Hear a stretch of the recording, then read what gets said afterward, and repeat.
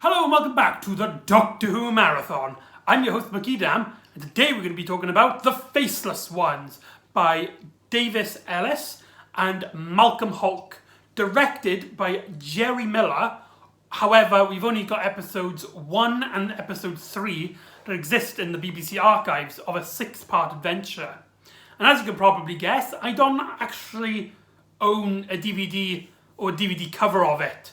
That is because I wanted to get the DVD of it because they recently released an animated reconstruction of it. As I'm recording this video, it is the 15th of April, and the UK is kind of like in a virus lockdown at the moment, so I haven't been able to get my hands on it before getting to this point in the marathon. So I decided this round I'm going to watch the loose cannon reconstructions for the rest of the episodes. So I will eventually watch them after I do the marathon, but for now I'm going to have to stick with the loose cannon reconstructions. Now, the last episode with the Macra, I've stated that that's like one of the best, a fantastic Doctor Who story, and its follow-up story, this story, just continues the ranks of keeping a great story.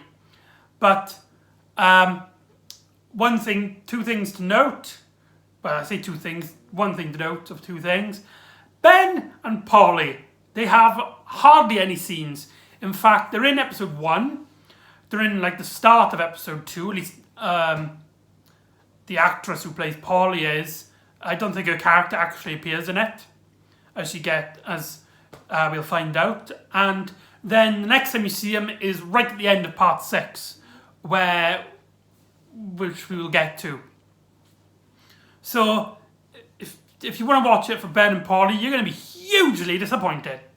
However, this brings to the focus one of the biggest aspects that people love about the Second Doctor era. The relationship between our Doctor, played by Patrick Troughton, and Jamie McCrinnan, played by Fraser Hines. These two men work off each other so perfectly. And there's this great balance of the character from the past and this character from the future, but they're both kind of like bumbling idiots. And they're both more smarter than they let on, though the Doctor is just on a whole new level of smart, whilst Jamie, he's like, like average intelligence, shall we say. For example, there's a great bit where they're at the airport. This story is set at Gatwick Airport, just letting you know. And and this guy's asking them for their passports, but they keep like refusing because they don't have passports. And then Jamie is like, what's a passport? And then the Doctor's just like, this ridiculous thing for verification and stuff. How like they both kind of like dismiss this idea of passports. Just something, and just them two, every time it's them two, it's always fast paced and it's always great to watch. Now, the plot is basically that there's this group, the Chameleon Tours, and what they've been doing is they've been kidnapping teenagers, and as well with some of the people working in the airport, they've been replacing them with alien duplicates, and that's where they get the name Chameleon. I don't think that the actual alien name is ever said. It's just like a reference. The Doctor's like they're like a chameleon, and their business, their front is Chameleon Tours, so they kind of get their name from that. But and like last story dealt a lot with mind control, and this story deals with like duplicates and body thing. We never actually see like a doctor duplicate or stuff. It's more like the duplicates like replace. So like whilst the duplicate's out there, the real one is like sleeping away. And there's a big difference between a mind control story and a duplicated story. With the mind control, it's supposed to represent how like media and politicians can change the mind of people using like hypnotism and dodgy processes like politicians do all the time. However, a duplicate story like this, like a body thing, like the film Body Snatchers, if anyone's seen that, it's supposed to represent the fear of not knowing what other people think, as if like can you really trust this person? For all we know, they could be the bad guys and basically have everything against our interests. And despite these concepts being very similar with people that acting different, these two stories set back to back actually complement each other really well. So I do really like the fact that these stories are back to back, and they do show each other different a lot in terms of their political stance. Now, Malcolm Hulke, he is known as a conscious political writer, which means that when he writes a story, he has a political idea in mind. He actively goes out to make a political message, and he's been very vocal about this in interviews and stuff. And when people talk about him, they say that he likes to get like his left-wing ideas into Doctor Who, which is not only completely fine, but in this story it really works, and it comes off with a lot of great moments for the story. Now, I'm gonna take a wild guess and say that Malcolm Hulke wrote the majority of the story, because a lot of elements here feel like his kind of storytelling, which we will get on to other stories which he's written. There seems to be a theme of like authority figures being replaced by like evil, like the villains, and also the last episode feeling completely different from the rest of the story and being like a sci-fi space adventure. So I'm gonna guess he's the bigger writer in this story. So what Malcolm Hulke and Davis Ellis do really well in this story, which I think is a great example of why this Dr. Jamie relationship starts off really strong in the story, because this is the first time you see them really banting off each other, because before we didn't really get to see that. I mean, they may have like a scene or two, but it's mainly Jamie and Ben, or Polly and the Doctor, or Ben and Polly's like reversed, or they two team up, and Jamie and the Doctor do their own thing. But this is the first time the story focuses on Ben and Jamie and the Doctor. So you got this pairing, and you've also got a bunch of pairings in the story that they all work off each other very well.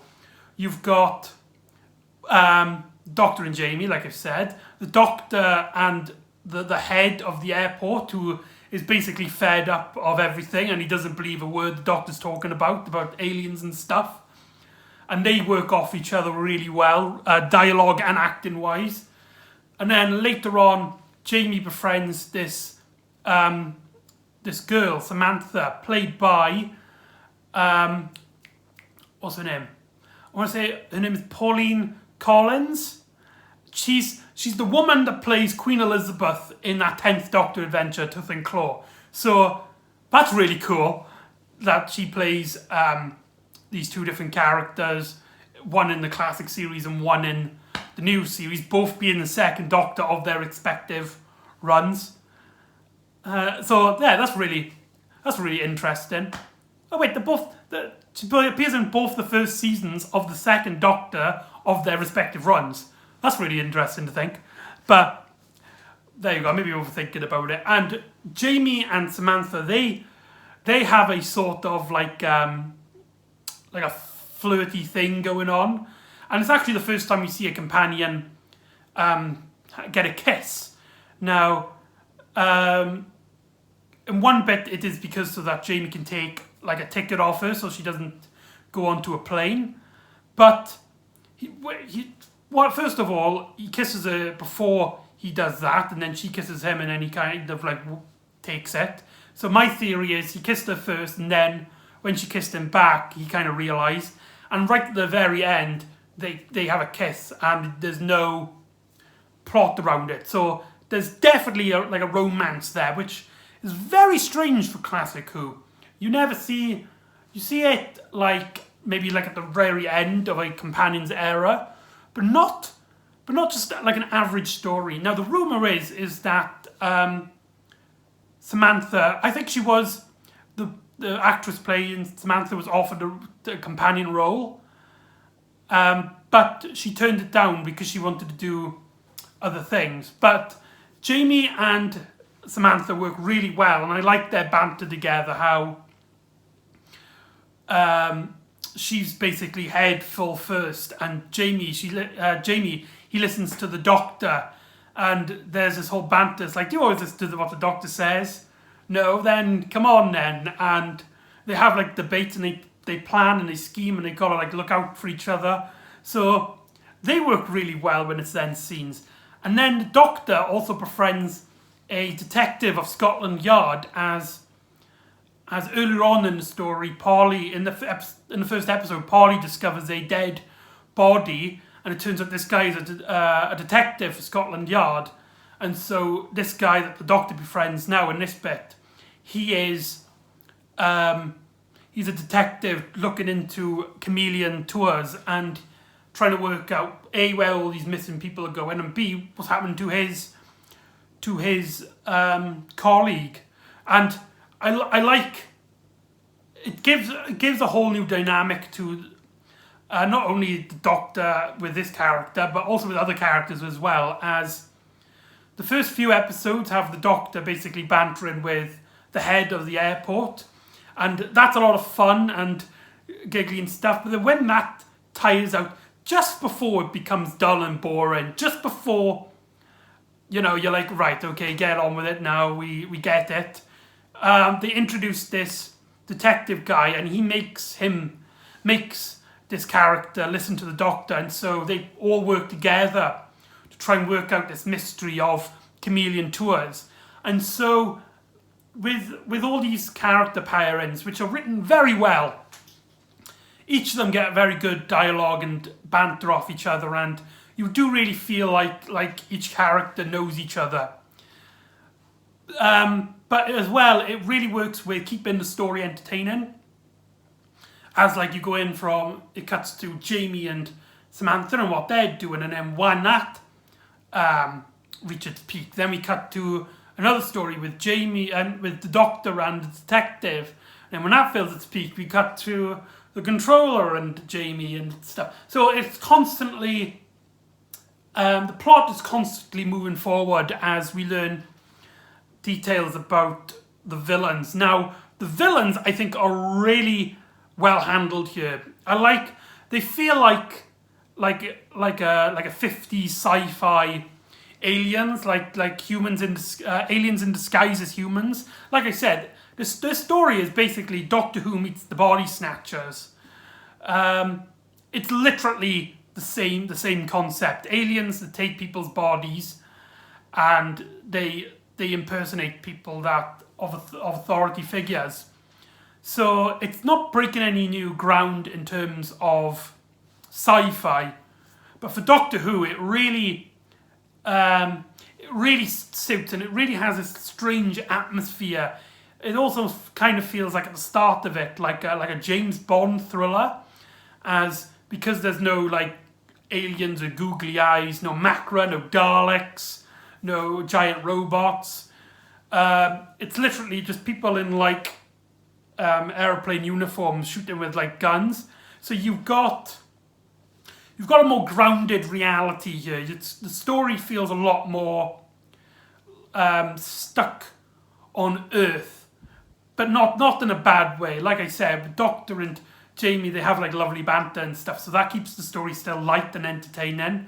But the main thick plot with the villains keep it a lot into the ground. So I personally really love this story, and you get, and like I said, the story constantly moves forward as we slowly learn bits about the aliens. As for example, you find out one bit they got these bracelet things, and then you learn. Well, obviously you learn at the start. The first thing you learn about them is that they're aliens and they take over human bodies. But then you find out about these bracelet things, and then you learn that they got to keep the original alive, otherwise the other one dies, and you can't mess around with it, otherwise the alien, turns to like vanishes and dies. And you slowly learn, and you're constantly learning. Even in the last story, where they actually give you a little backstory about these villains' characters, that they're from a planet that has been destroyed, and their original bodies, the faceless bodies, which you do see, and they're like cabbage heads, as I like to call them. They have their bodies are really weak, and so they need to take these like duplicate human bodies, and their plan is basically to take a bunch of humans that they can duplicate for their bodies, and so they can basically live fine. So they're not really like villain, though they do very villain things like gas the Doctor and kidnap people and kill people who discover their plans. But they have good intentions. They're trying to save themselves. And so the Doctor kind of uses that against them at the end of it, and is like, "I'm sorry, your scientists will need to work something out, but you can't take these human bodies." And even two of them who, yes, they are kind of like held prisoner by the Doctor, basically, as the humans have their original bodies, so they could kill them like that. But they are like, right, I'd rather survive than die and get revenge and stuff. So they're villains, but they're not one-dimensional. They have layers, and like I said, the story, you constantly learning stuff, so it keeps everything just feels entertaining. In fact, I remember when I first did this Doctor Who marathon and discovered that the story ranges to people as it's really good or it's okay, but I think it's one of the best stories in the classic era. In fact, it might be my favourite story of like the missing story grouping that we have. Like if I had to pick between one story that I can get like the tapes back, it would be the Faceless ones. Something about it just really fits, and it never gets boring. So there you go. I kind of rambled on a bit. I don't know. This video is probably terrible because I don't think I do very well at explaining bits that I like. But anyway, so the Doctor defeats the villain basically, and they get sent away, and they get all the people back, including Ben and Polly. And then Ben and Polly basically discover that they are in 1966 November, or June, I can't remember, but basically it's the exact same day that they left in the War Machines, and you get it's their farewell story, it's their goodbye story, which kind of makes it really disappointing because they didn't do anything in this story. So, for their ending story, they just kind of brush it off, kind of like how Dodo was brushed off in the War Machines. So that's kind of ironic. But everything else about the story is great, and I do like the scene of them leaving where they're like, we would like to stay here unless you need us, unless you want us.